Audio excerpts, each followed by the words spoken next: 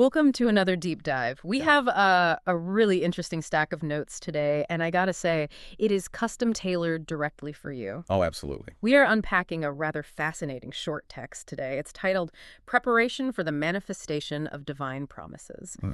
And the mission today, what we're really trying to do here, is look at a tension that I think every single person listening to this right now has felt at some point.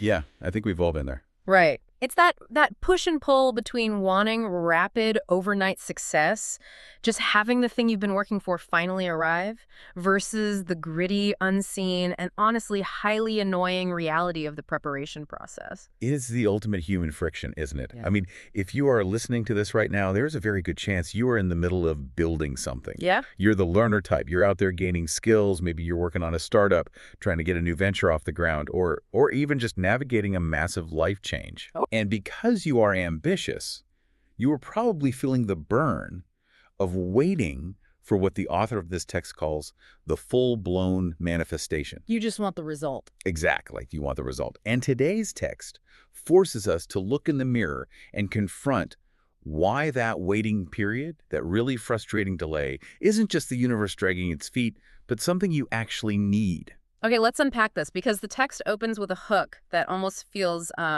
contradictory to that idea of waiting. The author comes right out of the gate and says, rapid speed is possible, rapid speed is possible, take that leap of faith. Right. They are basically telling us that if you trust the process, or as they put it, if you trust a God, all things are possible.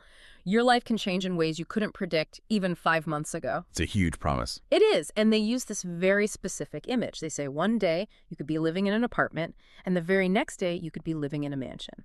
Now, I read that and immediately thought, sign me up. I mean, that is the cultural dream right there. We all want the keys to the mansion handed to us tomorrow morning. What's fascinating here is how quickly the author pulls the rug out from under that fantasy, though. Yeah, they really do. Because, yes, the leap from the apartment to the mansion is the dream. But the text immediately introduces a reality check. The author points out that even if you do get that literal overnight success, even if you move from the apartment to the mansion in 24 hours, there is still inevitably a transitional day. Right. You still have to move from step 1 to step 2. Right. And let's actually think about what a transitional day looks like, because I think we completely gloss over this when we dream about success. If someone gives you a mansion tomorrow, you still have to pack up your apartment. Exactly. This stuff doesn't just teleport. Right. You have to go locate cardboard boxes. You have to individually wrap your dishes so they don't break in transit. You have to rent a truck or hire movers. You have to lug a heavy sofa down a flight of stairs. It's exhausting. And then you have to get to the mansion and unpack all of it. Moving is universally recognized as one of the most stressful things a human being can do. Even when you are moving to a vastly better place, the transition itself is physically and emotionally exhausting. That is a perfect way to look at it. The magic of the overnight success does not erase the physics of the transition. Yes, the physics of the transition. The text explicitly shifts the focus here. It states, what I want to talk about is the process of seeing that thing through execution. Seeing it through execution. Right. The author is looking at promises they received a while ago and realizing they are still in the process of receiving them. It strips away this pervasive illusion we have that a promise of success somehow comes with an exemption from the labor required to handle that success. Execution is messy. It's lifting the heavy sofa. But hold on, if I'm putting in the labor, shouldn't there be a clear timeline? The author brings up this very specific scenario that I think is going to hit incredibly close to home for anyone listening right now. Oh, the 1-year mark. Yes. The text says, imagine you are promised something, and for one entire year, you work. Just relentless grind. You spend 365 days gaining skills, doing what's necessary, checking off every single box on the list. I know for a fact people listening right now are in month 8 or month 10 of that exact grind. Oh, absolutely. And the natural assumption is, hey, I did the work for a year, so the payoff has to arrive right away. It's the psychological trap of sweat equity. Sweat equity, yeah. We put in the time, we mark the calendar, and we essentially create a mental contract with the universe. We say, I have suffered and worked for X amount of time, therefore Y must be delivered immediately. And the text captures the devastation of that moment perfectly. You hit that 1-year mark, fully expecting the full-blown manifest, as the author puts it. Mhm. And instead, you get to the finish line, you look around, and you just say, dang. Just You realize that even though you learned all these skills, the thing still hasn't manifested. There is still a ton of work to do. Now, I have to play devil's advocate here for a second. go for it. If I've been grinding for a year and I have a dang moment where nothing has materialized, how is that not just a glaring neon sign to give up? I mean, that sounds incredibly discouraging. It's a tough pill to swallow, isn't it? Yeah. We all know intellectually that goals take time, but when you are in the trenches, it is so easy to feel like you're just being denied. Yeah, like you've been scammed or something. Right. But this is where the source material offers a reframing that we really need to sit with. The author suggests that the divine process, or God, in the context of the text, is not going to give you something you are not prepared for. Prepared for. If there's a delay, it is not a denial. It's a deficit in readiness. The delay is actually a period of protective preparation. Protective preparation. So you're saying the waiting room isn't a punishment for not working hard enough? Not at all. It's a training ground. The text says, always expect that anytime God promised you something, he's going to prepare you for it first. The overarching argument is that you aren't going to be handed something highly valuable if you don't know how to take care of it or what to do with it. Here's where it gets really interesting. The author brings up this parent-child dynamic that perfectly captures this frustration. And it's something we can all easily visualize. The bike analogy. Yes.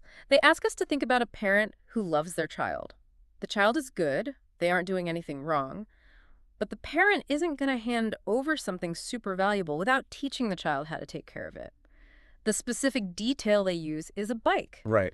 Why would you give a kid a bike and not teach them how to ride it? Because giving a child a bike without the skills to balance, steer, and use the brakes doesn't result in a fun afternoon. It's a disaster. It results in scraped knees, tears, and a damaged bike. The gift literally becomes a hazard to the person receiving it. And then the text scales that up to something with much higher stakes. They talk about giving a car to a teenager. This is such a great point in the text. It really is. Yeah. The author points out that a kid might be driver age. They might be old enough on paper to have a car. But if the parent hasn't taught them how to take care of a car and hasn't taught them how to actually drive it... They simply cannot drive the car. Exactly. Just being the right age doesn't mean anything. If we connect this to the bigger picture, this distinction between being driver age and actually knowing how to drive is the absolute core of the author's message. Right. Think about the listener right now. You might look at your resume or how long you've been working on your side hustle, or you look at your peers who are getting promoted, and you think, I am of age for this goal. I've put in my year. I've put in my year. Yeah. I am ready for the massive seed funding. I'm ready for the viral launch. I'm ready for the big relationship. You feel entitled to it based purely on the calendar. But the text is forcing a very uncomfortable question. Have you actually been taught to drive the vehicle of that success? That is a brutal question to ask yourself. Sure. Am I just driver age, or do I actually know how to drive? Because if you apply that to, say, a startup, let's imagine you get what you've been begging for. Okay, let's play this out. You go viral tomorrow. You get 1 million orders in 24 hours. That is the mansion. That is the overnight success. The dream. But if you haven't spent the last year building a supply chain, figuring out customer service protocols, and getting your shipping logistics completely locked down, those 1 million orders are going to destroy your company. Oh, without a doubt. Your reputation will tank, people will demand refunds, and you will completely burn out. Handing you the keys to that virality without the preparation is a setup for a massive crash. Exactly the point the author is driving at. Being of age versus being equipped. Just because you feel ready for the promise doesn't mean you possess the internal or operational infrastructure to handle it. Infrastructure, yeah. The text insists you must always expect preparation. The author says, don't expect it to come necessarily tomorrow. It could. All things are possible. But are you prepared? Are you ready? So what does this all mean in practice? Because it's one thing to talk about bikes and cars, but the text explicitly applies this to almost every major area of human ambition. They cast a really wide net. They mention money, family relationships, businesses, ideas, even literal cars. And it lays out a very specific sequence of verbs. The author breaks down exactly what this readiness entails, What are we actually getting ready to do with this success once it arrives? Let's look closely at those verbs because they really map out the entire life cycle of managing success. Okay. The text states that you are being prepared so that you can do 5 things. Maintain it, keep it, have it, do what is required for it, and enjoy it. Maintain, keep, have, do, and enjoy. The order of those is so interesting to me. Let's start with maintain, because going back to the apartment and the mansion, maintaining an apartment is fairly straightforward. It is. You vacuum a few rooms, you pay rent, maybe you plunge a toilet every now and then. But maintaining a mansion, suddenly you need a landscaping budget. Property taxes are astronomical. There are 5 HVAC systems that could break. Roof repairs cost as much as a new car. Exactly. Yeah. If you are handed the mansion but you only have an apartment-level maintenance skill set, you are in serious trouble. And that leads directly into the second verb, which is keep it. Keep it. Having it, which is the third verb, is just the surface level of possession. Anyone can briefly have something. Right, like lottery winners. Perfect example. Yeah. Lottery winners have money. But statistics show how often they fail to keep it. Maintaining and keeping require discipline, maturity, and a vast array of unseen skills. And those are the exact skills you're supposed to be learning during that deeply frustrating one-year period. Yes, that period where you were saying, dang, because nothing seemed to be happening. So the grind is really just building your maintenance capacity. It is. Because if that preparation phase is bypassed, you are suddenly tasked with the fourth verb, doing what is required for it. And you don't know how. Right. You have to operate the heavy machinery of your new life without having developed the necessary muscles. And when you are frantically trying to figure out how to pay the property taxes on the mansion or how to fulfill a million viral orders with no supply chain, you hit the ultimate tragedy. Which brings us to the final verb. Enjoy it. Enjoy it. The text puts a major emphasis on this. They say, see that you can even enjoy it. This is where the whole thing clicks into place for me. How so? Well, if you are constantly stressed out because you don't know how to balance on the bike, or you are absolutely terrified behind the wheel because no one taught you how to merge onto the highway, you cannot possibly enjoy the ride. You're just in survival mode. Completely. This raises an important question for anyone striving for a massive goal. What is the point of achieving it if the acquisition of it makes you miserable? We always assume the arrival of the goal will automatically trigger joy. But the text is arguing that joy is conditional. Joy is conditional on your capacity to handle the weight of the blessing. That annoying period of waiting, the endless work where the needle isn't moving, that is the process of expanding your emotional and operational bandwidth. Wow. It's ensuring that when the abundance finally drops into your life, it doesn't crush you. That really changes how you look at a delay. Instead of sitting there fuming, wondering why the universe is holding out on you, the text is essentially saying, you are still in driver's ed. Stop trying to grab the keys. You don't know how to parallel park the mansion yet. Oh, parallel park the mansion. I love that. But it's true. It's actually a deeply comforting way to look at the struggles of getting a business off the ground, or even just trying to mature as a person. It is comforting, and it's grounded in a narrative of care. Remember the text's gentle reminder. Someone who loves you is not going to give you something that's super valuable and not teach you how to take care of it. Right. The withholding of the final manifestation isn't a rejection. It is an act of profound safeguarding. So, to synthesize all of this for the listener, the core directive from the source material is clear. Always expect preparation. Yes, rapid speed is possible. Your life could change overnight, and taking a leap of faith is a very powerful thing. But you cannot ignore the transitional day. You cannot. You still have to pack the boxes. You still have to do the heavy lifting of execution. And when you hit that 1-year mark, or the 5-year mark, and you experience that dang moment of disappointment, you have to shift your internal dialogue. You have to stop asking, when will I finally get this? And start asking, am I actually equipped to sustain this? Because to be prepared is to be ready. If you aren't ready to maintain it, keep it, do what is required for it, and actually enjoy it, then it simply isn't time yet. The waiting room is doing its job.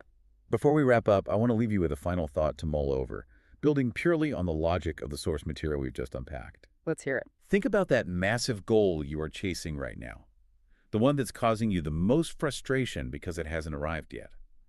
Imagine if that metaphorical mansion or that car were dropped directly into your lap the moment you wake up tomorrow morning. Are you honestly prepared to maintain the reality of it, or would it be a disaster you simply aren't equipped to drive yet? That is a heavy but entirely necessary question to sit with. Thank you so much for joining us on this deep dive. We hope this exploration gave you some valuable perspective and maybe a little bit of peace regarding whatever waiting room you might find yourself in right now. Keep gaining those skills, keep learning how to drive, and we will catch you on the next deep dive.